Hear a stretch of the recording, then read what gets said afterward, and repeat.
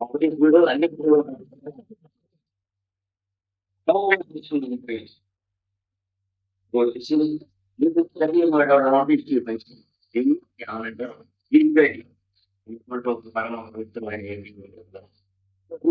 చేయడం so that ఈ యజ్ఞం ప్రపంచంలో ఏనాడైనా ఉంటే ఇది ఒక్కటే యజ్ఞం.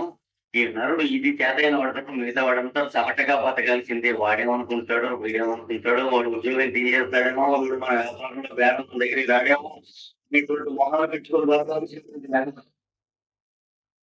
ఇది వరకు నరుడు నరుడు మొహం పెట్టుకునేలా ఇది దొరుకుతుంది. లేకపోతే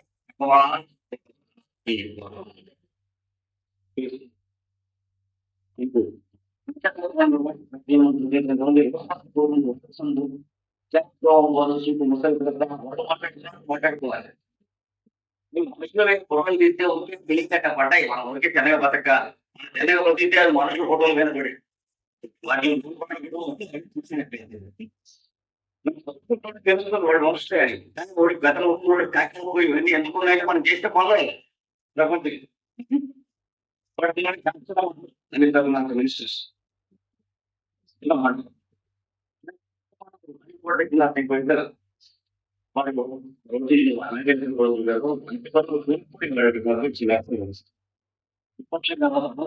వచ్చే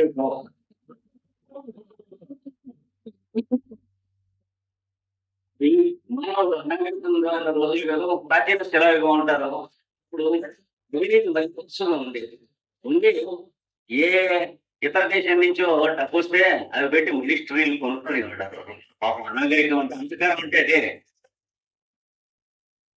ఇప్పుడు ఎవరు కూడా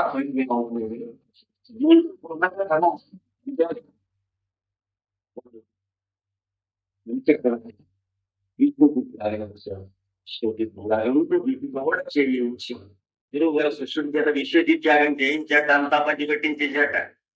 ఇంకేమీ లేదు మన దగ్గర. వైద్య యుద్ధానికి ఇంద్రుడు వెతికి వాడికి పుస్తకాలు తెలుసు కానీ ఎవరికి పెట్టడం తెలుసు కానీ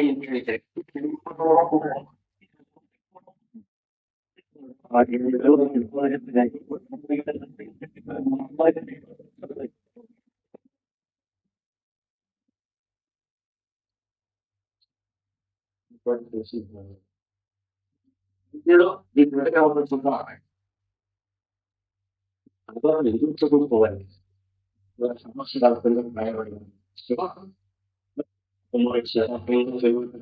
చేయబడి పుస్తకం నిర్మాణం చేసే వాటిని చూసి ఏదైతే వాటిలో నగరంగా భారత భాగంలో అనువాదం కాదు. ఏదో పడాలిగా మట్టి పడాలిగా పడేటట్టుగా మిగతా పాటల్లో ఉంది. కానీ తెలుగులో భారత భాగవత పాటలు ఇప్పటికీ మా సూచన మట్టి పడాలి హిందీలో ఉందని చెప్పినట్లయితే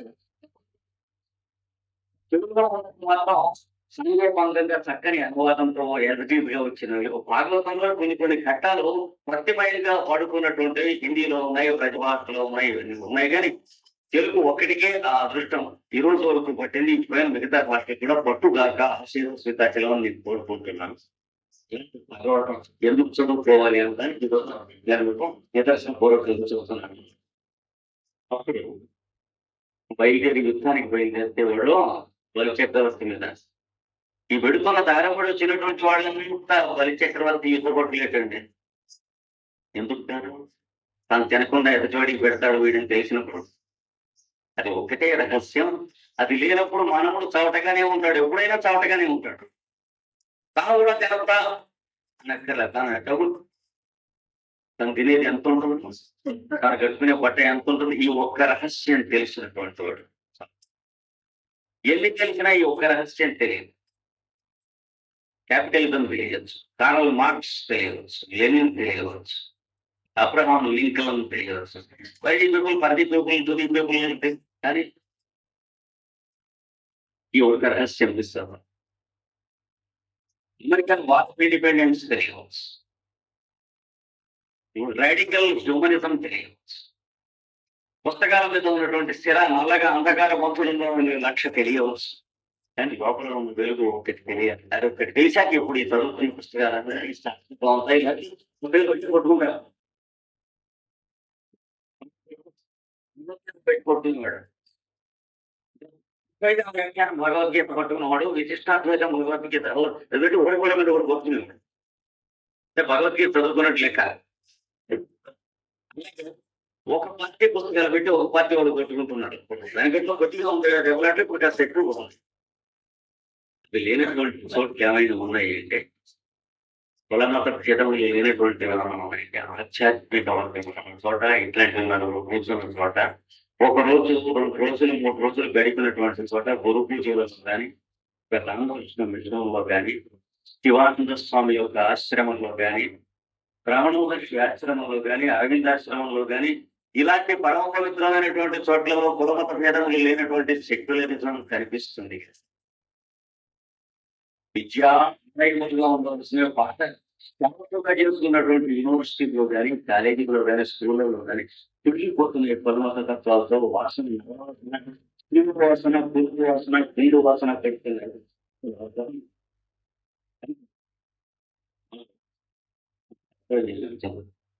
దేవుని చదువు ఇంకా మన పిల్లల్ని చదివించి అదే గొర్రె పిల్లల్ని బలి ఇచ్చినట్లు వాటికి బలి ఇచ్చి అదే ఉద్యోగాల్లో వీళ్ళని చేరుతున్నాం అది లేకపోతే వీళ్ళ పొట్టకు గతి లేదు అనేటువంటి హింసకమైనటువంటి నమ్మకంతో వెళ్ళిపోయి మన పిల్లల్ని వాళ్ళ పిల్లల పిల్లల్ని కూడాను దీనికే బలి ఇద్దాం. ఇప్పటికీ 60 సంవత్సరాలు 70 సంవత్సరాలు బలి ఇచ్చాము. మూర్ఖులమైన భారతీయులు ఇది ఏమైనా చేయవలసిన నువ్వు శ్రీరంగం ఎదురు చూస్తున్నావు కదా, నువ్వేం చేసావు అంటే నా చేతి మీదుగా నా పిల్లలకి నేను ఉద్యోగం ఇప్పించలేదు, ఇప్పించలేకపోతున్నాను. నా పిల్లలతో పాటు ఈ ఉద్యోగం కూడా ఎవరు ఉద్యోగం ఇవ్వనక్కర్లేదు, వాళ్ళు ఇచ్చినా వాళ్ళకి అక్కర్లేదు. నిరుద్యోగ సమస్యలు వెళ్ళి పెట్టేటువంటి వాళ్ళు తయారు చేసాను, మీరు తయారు చేశారు. ఇంకొకటి చూసేటువంటి మొదలడం తయారు చేయాలి కానీ నాకు ఉద్యోగం కావాలనేటువంటి క్వశ్చన్ మార్కులను తయారు చేయడం పెద్ద తెలివితేటలు కాదు. ఎస్ఎల్సీ పాస్ అయినా క్వశ్చన్ మార్క్ మొహమే దరిద్ర మొహమే, బిఏ పాస్ అయినా దరిద్ర మొహమే, ఎంఏ పాస్ అయినా దరిద్ర మొహమే, పిహెచ్డి పాస్ అయినా దరిద్ర మొహమే, లా పాస్ అయినా దరిద్ర మొహమే, ఎంబీబీఎస్ పాస్ అవ్వకముందే దరిద్ర మొహం కట్టం కోసం చేస్తాము. ఒకటి మీరు చేయగలిగింది ఏం లేదు. ఈ ప్రశ్నకి సమాధానాలు మీ దగ్గర లేవు కనుక వీలైన తొందరలో ఇందులోంచి మీరు భోగానికి ఏ విధంగా ఉపయోగపడగలరు అనేటువంటి విద్యను ఒకటి నేర్చుకొని చదువులు కాకుండా విద్యలు నేర్చుకుంటాం మొదలెట్టిన రోజున బాగుపడతారు, పనికొస్తారు. విద్యలు అనే పేరుతో దొంగ వేషంతో చదువులు మీకు అమ్మబడుతున్నవి, మీ ఆస్తులు తెగలవి వాటిని కొనుక్కుంటున్నారు. కనుక చదువులతో వ్యాపారం చేసుకున్నటువంటి వాటిని వదిలిపెట్టి విద్యల కోసం వచ్చినట్లయితే మీ దగ్గర ఏ విద్య ఉన్నా సరే మీరు 10 మందికి పనికొచ్చేదైతే వాళ్ళు మీ దగ్గరికి వస్తారు, మీరు వాళ్ళ దగ్గరికి వెళ్తారు. ఉద్యోగం ఇచ్చేవాడు ఇప్పించేవాడు అందుకుగా మధ్య పుచ్చుకునేటువంటి వాడు. మీకు ఉద్యోగం ఇప్పించేవాడికి ఒక 5,000 కావాలి. మా విశాఖపట్నంలో ఉండే కోర్టు దగ్గర 5,000 విడిపించే బదులు ఒక 5 నెలలు పెళ్ళం పిల్లలకి ఏదైనా పాలు అందుకుని పెట్టుకోండి. వీడికి రసీదు ఉండదు కదా, 5 లక్షలు విడిపిస్తే ఉద్యోగం ఇప్పిస్తానంటే వాడు ఇప్పించకపోతే అడిగేదేం లేదు. ఇందుచేత ఎవరు ఇప్పించడం కానీ ఎవడు ఇవ్వటం కానీ లేకుండా మీకేం కావాలో నాకు చేతనవ్వాలి, నాకేం కావాలో మీకు చేతనవ్వాలి. వస్తువు ఉన్నది చక్కని ఉద్యమం. గ్రామములలో మొట్టమొదటిగా మీకు చేతనైతే యోగాభ్యాసం, మాస్టర్ గారి యోగాభ్యాసానికి మీరు ఒకటి చేయాలి. ఈ దేశంలో ఈ శతాబ్దంలో రైతుని వినాశనం చేసినట్లు మన దేశం ఏ దేశంలోనూ ఏ శతాబ్దంలోనూ ఎన్నడూ చేయలేదు. అంటే పంట పండించేవాడిని, తిండి పెట్టేటువంటి వాడిని, పని చేసేవాడిని, వాడిని మట్టి చేసి నామరూపాలు లేకుండా చేసింది ఈ ప్రపంచం. నరజాతి చరిత్ర మీద ఏదైనా ఉందంటే మన దేశం ఒకటే. ఏ శతాబ్దం అయినా ఉందంటే ఇప్పుడున్న 20వ శతాబ్దం ఒకటే. ఇంకా ముందు జరిగితే చెప్పండి. ఇక్కడ కనుక కష్టంగా వెళ్ళిపోతే ఇతర దేశాల వాళ్ళు వచ్చి పండించేది మన భూమి ఆక్రమించబోతున్నారు. కొద్దిగా చేయగలిగింది. ఇక్కడ మనం సిబివి గారిని స్మరించాం. కుండలి లేచింది లేదా ఇలాంటి తత్వ విషయాలు వదిలేసి ఇల్లు పుట్ట అడ్డపుట్ట ఎనితి మనమందరం కూడా ఒక చోట కూర్చొని ఫోన్ చేయొచ్చా ఫోన్ చేయకూడదా అనేటువంటి ఈ పొలిటికల్ ఫెలోస్ మొదలైన వాళ్ళలాగా ఆలోచించకుండా ఏ కులం వాడి ఉద్యోగాలు ఇవ్వాలి అవన్నీ వాటి కోసం దొరుకుతుంది కాకుండా మనం ఎవరో అనే సంగతి మర్చిపోయి మన ఊళ్ళో ఉన్నవాడు ఎవరో అనే సంగతి గుర్తుంచుకుని ఎప్పుడైనా సాధ్యమైతే వాళ్ళకి ఆధ్యాత్మిక వర్గాన్ని వెళ్ళిన సాధ్యం వాడికే సాధ్యం అవుతుంది కానీ నేను ఎవరినో గుర్తుంచుకుని వాడెవడో గుర్తుంచుకున్నటువంటి రాజకీయ సవటలకు లోనుకున్నది కాదు ఎందుకని సమగ్రమైనటువంటి నారాయణుని ఎకాయికి చదువుకున్నటువంటి వాళ్ళు ఒక్కొక్క కుటుంబం ఒక్కొక్క గ్రామానికి వెళ్ళిపోయి ఈ వ్యవసాయం చేస్తున్నటువంటి వాళ్ళలో మోసపోతున్నటువంటి వాళ్ళ పక్కన ఎవరు గ్రామానికి ఏం జరుగుతుందో వెళ్ళి ప్రదేశంలో మొదలుపెట్టారు. దానికోసమే స్విట్జర్లాండ్ నుంచి తనకి 12,000 రూపాయల జీతం వస్తున్నటువంటి ఆయన మానేసి ఇప్పుడు 10 మాసాలు అయింది. మహారాష్ట్ర దేశంలో మే 1వ తారీఖు నుంచి మొట్టమొదటిగా ప్రారంభం చేస్తున్నాడు. సరైన ఉద్యమం అంటే నలుగురిని చంపేందుకు, నలుగురిని కొట్టేందుకు, నలుగురిని బాధ పెట్టేందుకు, నలుగురిని తిట్టేందుకు కాకుండా సక్రమమైన మార్గాన్ని ఉద్యమం ఎట్లా చేయాలి. ఉదాహరణకి ఒక 10 గ్రామంలో ఆయన ముందు పెట్టుకున్నాడు ఎక్స్పెరిమెంట్. ఈ గ్రామాల నుంచి ధాన్యం కానీ, గోధుమలు కానీ, పాలు కానీ బయట గ్రామాలకి మేము అమ్మము, ప్రొక్యూర్మెంట్ వాళ్ళకి లొంగమని డిక్లేర్ చేస్తున్నాం చెప్పాడు. సహకార సంఘముల వారికి ఇవ్వం అని చెప్పాడు. మార్కెటింగ్ కమిటీల వారు మా దగ్గరికి రావాలి. బస్తీల వారు ఇది కావాల్సిన వాడు రండి, మీకు చేతనైన ధరకి కొనుక్కొని తిని తీసుకుని వెళ్ళండి. మొట్టమొదటిగా డిక్లేర్ చేస్తున్నాను మే 1వ తేదీ నుంచి అని చెప్పి ఇంప్రింట్ కిందటి వారం కాక పై వారంలో ఆయనతో జరిగిన ఇంటర్వ్యూస్ చేశారు. చూడండి, రాష్ట్రానికి ఒకటి బయలుదేరుతున్నారు. ఇది జరగాలి. ఎవరిని ఏమనవలసిన పని లేదు. మనం చేయవలసిన కర్తవ్యం మనం చేసుకోవాలి. చేసుకుని మన తిండి మనదేని, మన తిండి మీదు, మీ తిండి నాదే గుర్తుంచుకోవాలి. ఎవరి తిండి వాడి దగ్గర నచ్చుకుంటారు. అది చాలా ఒకటి. నా దగ్గర ఉన్న తిండి మీదే గుర్తుంచుకుంటే వర్తిల్లుతుంది. మీ దగ్గర ఉన్న తిండి నాదని గుర్తుంచుకుంటే వర్తిల్లుతుంది. మీ దగ్గర ఉన్నది నేను తినేసి మీ దగ్గర ఉన్నది మీరు తినేస్తే ఏం మిగిలేదు. చీమా గాడిదే కథలాడుతున్నారు. అందుచేత రోజు పొద్దున 6 గంటలకి, సాయంత్రం 6 గంటలకి ప్రేయర్ చేసుకునేటప్పుడు నమస్కారం మాస్టర్ సివిబి అనుకునేవారు కానీ, రమణ మహర్షికి నమస్కారం చేసుకునేవారు కానీ, అరవింద యోగి గురికి నమస్కారం చేసుకునేవారు కానీ, ఎవరికైనా సరే ఇందులో ఎన్ని యోగములు ఉన్నాయని నమ్మిన వాడికి యోగం ఎన్నడూ ఉండదు, అధోగతి పాలైపోతారు. అంటే వాళ్ళ మార్గంలో yoga, CVB yoga, Aravinda yoga, Ramana Maharshi yoga, transcendental meditation yoga, ఇట్లా యోగం ఒకటి ఎంతమంది కూడా దానికి చేస్తున్నటువంటి కర్తవ్యాచరణగా చేస్తుంది. ఇంట్లో మనం కూడా యోగ అభ్యాసం చేసేటప్పుడు విద్యాభ్యాసం చేసిన వాళ్ళని కలిగించుకుని గుర్తొచ్చుకునే పశుత్వం గారు మనం చేయవచ్చు. మిగతా వాటికన్నా మనం ఎలా విశిష్టము అనేటువంటి దుర్పచ్చి మనకు పోవాలి. క్లాసు మొత్తం మీద మన అబ్బాయికి ఫస్ట్ మార్కులు రావాలి, క్లాస్ ఫస్ట్ రావాలి అనేటువంటి పశుత్వం తల్లిదండ్రులకు పోవాలి. పిల్లలకి నేర్పవలసింది అది కాదు. క్లాసులో అందరూ చదువుకోవాలని రావాలి. మన పిల్లవాడికి క్లాస్ ఫస్ట్ రావాలి అని అనుకునేటువంటి తల్లిదండ్రుల అండను పెరిగిన పిల్లలు ఎవరు కూడా సరైన మార్గాన్ని అన్నం కలిసి బయటకు వచ్చి తెలుసుకోవాలి. అందుకని ఇవి నవయుగములకు సంబంధించినటువంటి సూక్తులు. సూక్తులు అంటే ఆచరించిన తర్వాత చెప్పేవి. మీ పిల్లలకు ఉద్యోగాలు ఇప్పించకుండా ఆచరించిన తర్వాత నేను చెప్పగలుగుతున్నాను. అయితే మా పిల్లలు వాళ్ళ మీద బడి తీరుతున్నారా? 5 రూపాయల పని ఎవరికైనా చేసి పెట్టి 14,000 మంది తీసుకున్నట్లయితే దానికి తన భార్య తినడానికి ఇల్లు వాకింగ్ సరిగ్గా మిగిలిన ఎవరికైనా కామెంట్ చేయడానికి కూడా సరిపోతుంది అనే సంగతి వాడు తెలుస్తుంది. దీనిని ఈ మధ్యలో ఒడిదుడుకులు కాకుండా సిబివి గారు ఉంది వాటిని సిబిబి ఒక మార్గం సిబిబి గారి మార్గం అని అయితే పుస్తకాన్ని నమస్కారం చేసి మనం వారికి సమర్పణ చేసి నమస్కారం మాస్టర్ సిబిబి అని 3 మాటలు అన్నవరకు కానీ జరుగుతుంది దుర్పటి మన మనసులో గురువుని మనం నమ్మిన వాళ్ళ గురువు ఒక కంటితో చూస్తూ ఒక కన్ను పుస్తకం ధ్యానం చేసేటువంటి పొంగముండ కొడుకుకి గురువు మనసులో ఎందుకుంటాడు. అంటే ప్రైయింగ్ ఇంటూ గురు విల్ అంటే లోపల ఏం జరుగుతుందో లోపల వర్కింగ్స్ జరుగుతున్నాయా? వర్కింగ్స్ అంటే మనం చేయాల్సిన వర్కింగ్స్. అంటే మన వర్క్ మనం చేయడం లేదు. సౌకర్యం కూడా కూర్చుంటే వర్క్ చేయకపోతే వర్కింగ్స్ ఉండవు. ఏ గురువు మార్గంలో అయినా అంటే తెలుసుకోవాలి. వర్క్ చేసేవాడికి దాని పేరు అందులో జరిగేటువంటి పరస్పరత్వంలో వర్కింగ్స్ ఉంటాయి కానీ వీళ్ళలో వర్కింగ్స్ ఉంటాయో లేదో గురువు గారు చూడవలసినవి మనం చూడవలసినవి. అవి మనం చూసుకుంటే మొదలెట్టాక మనం ఆయనకి పనికిరాం, ఇంకోటికి పనికిరాం, మనకి పనికిరాం. ఇది మాత్రం గట్టిగా తెలుస్తుంది. పరస్పరత్వం అనేటువంటి అభ్యాసంలో జీవితంలో ఇంకొకరి కోసం మాత్రమే జీవించే జీవితం అనేది మనుడు కొన్ని లక్షల సంవత్సరాల కింద ఈ భూమి మీద స్థాపించాడు. దాన్ని కుటుంబము అనేటువంటి వ్యవస్థగా పెట్టాడు. దాని వలనే గృహస్థాశ్రమం అనేటువంటిది దీక్ష పరమ పవిత్రంగా పెట్టాడు.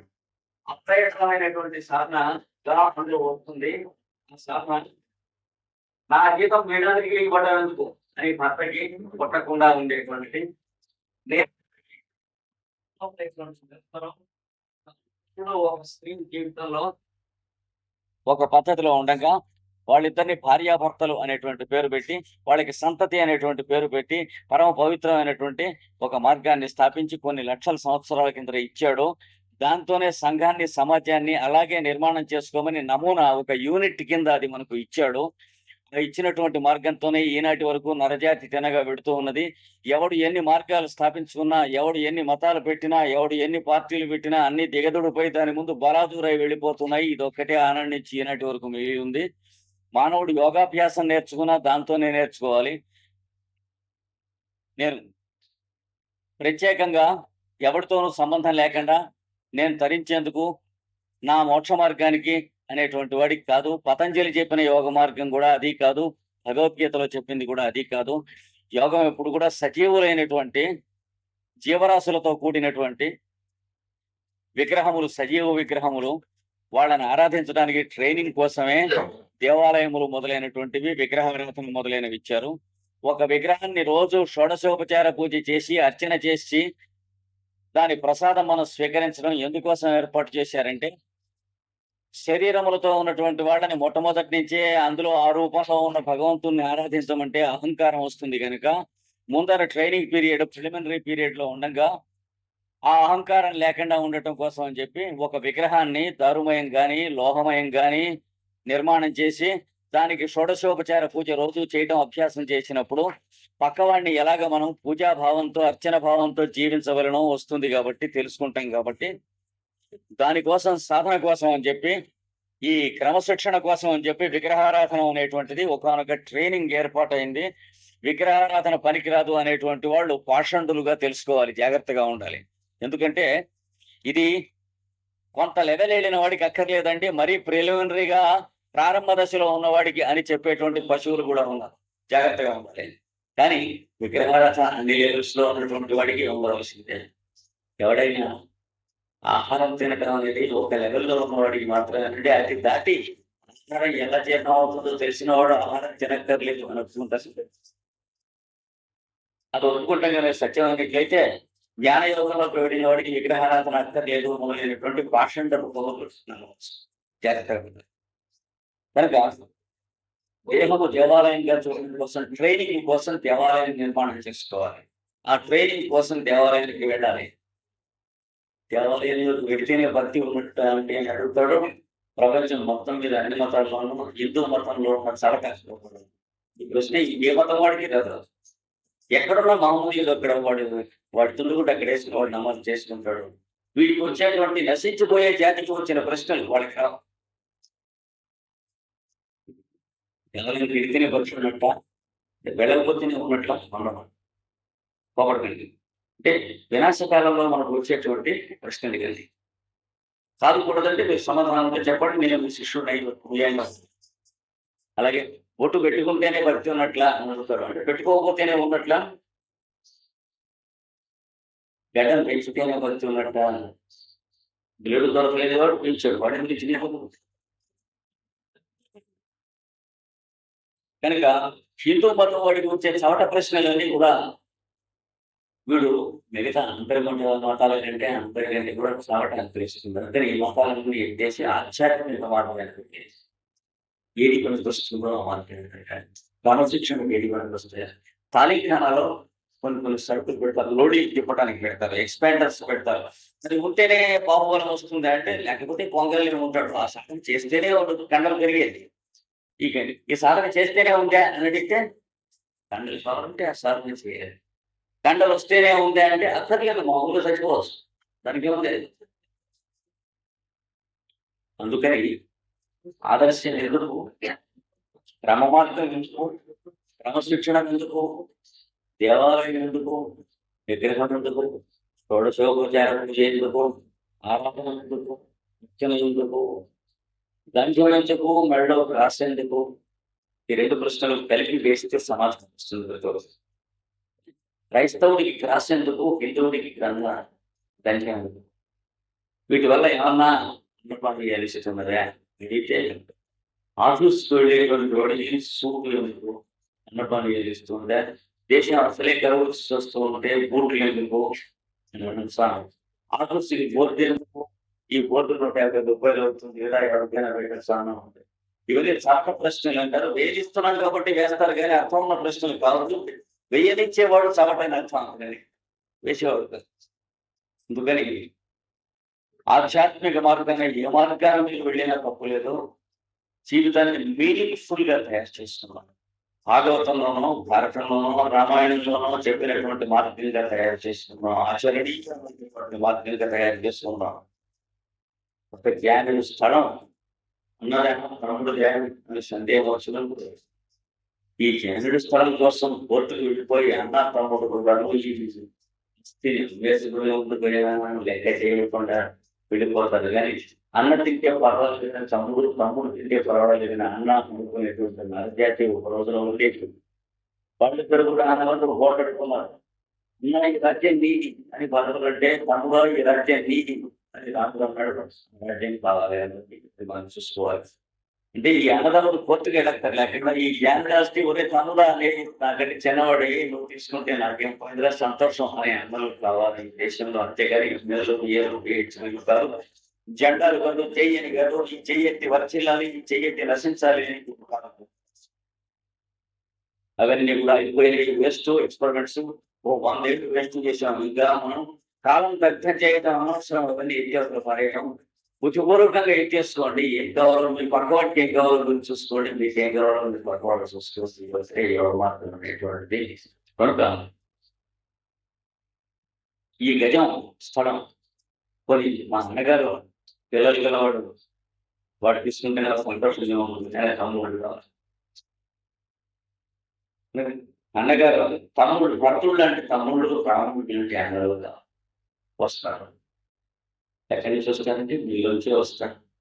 మీలోంచి రావడం పొందడం మీలోంచే ప్రభుత్వంలోకి వెళ్తారు. కనుక ప్రభుత్వం దేని ఉంటుంది మిమ్మల్ని బట్టి ఉంటుంది. కనుక ఎప్పుడు కూడా ప్రపంచంలో మంచి చేసుకున్న జాతికి కానీ, చెడు చేసుకున్న జాతికి కానీ వాడికి తగిన ప్రభుత్వం వాడికి ఇచ్చి వాడికి పూలమాల వేయడం, ఎత్తిరించడం, విసిపోవడం చేస్తారు.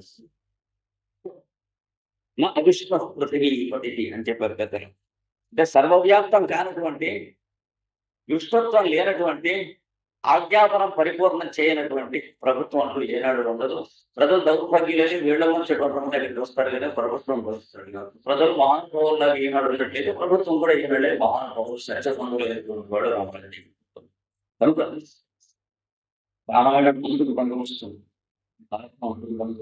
ఈ పుస్తకాలన్నీ చేస్తున్నాం, చేస్తున్నాం వాడు కూడా ఉపయోగమే. ఎందుకంటే 1000 కాపీలు రామాయణం తగలబెట్టారు. మరి అక్సెస్ గారికి ఎంత మీరు నేను బాగా 1000 కాపీలు ఒక్క మాట. అందుకని మళ్ళీ వాడు 2000 వేయించగలుగుతాడు ప్లాట్ ఒక్క మాట. ఎందుకంటే నిలబెట్టడానికి కమిషన్ ఎంత డిస్కౌంట్ ఇస్తారో అని అడగడు, వాడికి ఇవ్వడు. ఫుల్ ప్రైస్ తోనే కొన్నాడు వాడు. కోపంతో అంత ఖరీదుతో కూడా తగలబెడతాడు. వాడు చేసిన ఉపకారం మీరు నేను చేయగలమా? దాని గురించి ప్రసక్తి ఎక్కర్లేదు. అవి ఎప్పుడు ఉంటాయి, ఇప్పుడు ఉంటాయి. మన వల్ల కర్తవ్యాన్ని ఆచరించి తరించాలి కనుక కొత్తగా అతిథులుగా ఇక్కడికి వచ్చినటువంటి వాళ్ళని, పాతగా గోపూజలుగా చేస్తున్నటువంటి వాళ్ళు సేవకులుగా వాళ్ళకి సేవాభావంలో మాస్టర్ శ్రీ సూచి ఈరోజు ఆదరించి వచ్చే సంవత్సరం మళ్ళీ వాళ్ళు కూడా మనతో పాటు నలుగురికి సేవ చేసేటట్టుగా ఒక క్రమమైనటువంటి పద్ధతిలో ఆచరించవలసినదిగా ఈ బోధనతనాన్ని కలిసి శివుమయమైనటువంటి జీవితంగా కాలక్షేపం చేస్తూ కాక చెప్పాడు. ఇటు బయలుకి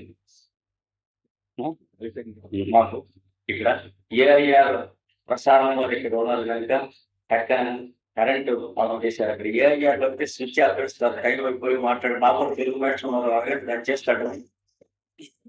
ఇక్కడ స్విచ్ కాకుండా ఇక్కడ ఏఐఆర్ వాడు ఎక్కడో ఇంకొక తలం చెవులు కొట్టారు, కరెంట్ ఆపేశారు. తెలియజేయడానికి ఇక్కడికే టైం వచ్చింది. పైన ఒక 10 నిమిషాలు తీసుకున్నాం. మళ్ళీ సాయంత్రం వారు రెండవ ప్రసారంలో మాకు టైం ఎప్పుడు ఇస్తే అప్పుడు భాగవతాన్ని గురించి నవరాత్నాలు ముగ్గురు నవీనడానికి భాగవతంలో ఉన్నటువంటి సందేశం ఏమైతే కొడుకున్నాం. వైరస్ బ్రాహ్మణి